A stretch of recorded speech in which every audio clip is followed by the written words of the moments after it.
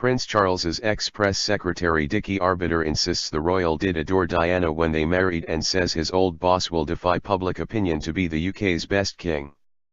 Prince Charles's former press secretary said the prince and Diana really were besotted with one another and that he will be the best prepared monarch we've ever had. Jumping to the defense of Charles amid a reported slump in the prince's popularity, Dickie Arbiter said the nation must learn to cherish the future king. The royal commentator was responding to a recent YouGov poll which found Charles's popularity had plummeted.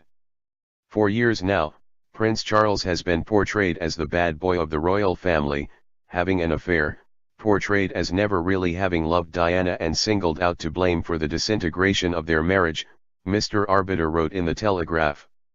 The former LBC presenter recalled meeting with Charles and Diana at Buckingham Palace, during which he says the pair were utterly besotted with each other, holding hands and giggling together.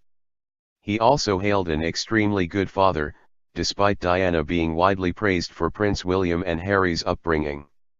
Mr. Arbiter wrote that he was at the palace when the Princess of Wales died, while the two young princes were away with their father at Balmoral with their father, the Queen, and Prince Philip. The family was castigated for being away from London at the time, but the press secretary said Charles did right by his children and showed excellent parenting. Moving pictures from September 1997 show Prince Charles and his sons holding hands as they see floral tributes to Diana, left by the public.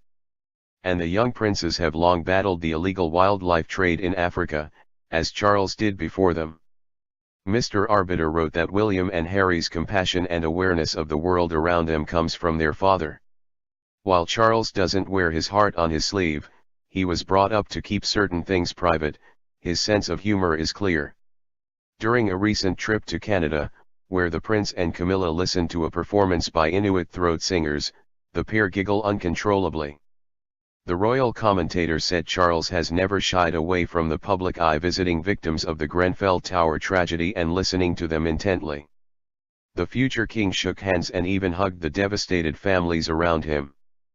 High down-to-earth and compassionate view of the world around him will make Charles a great king, concluded Mr. Arbiter.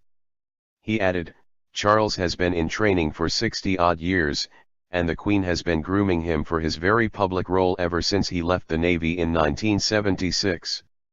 It is time we learned to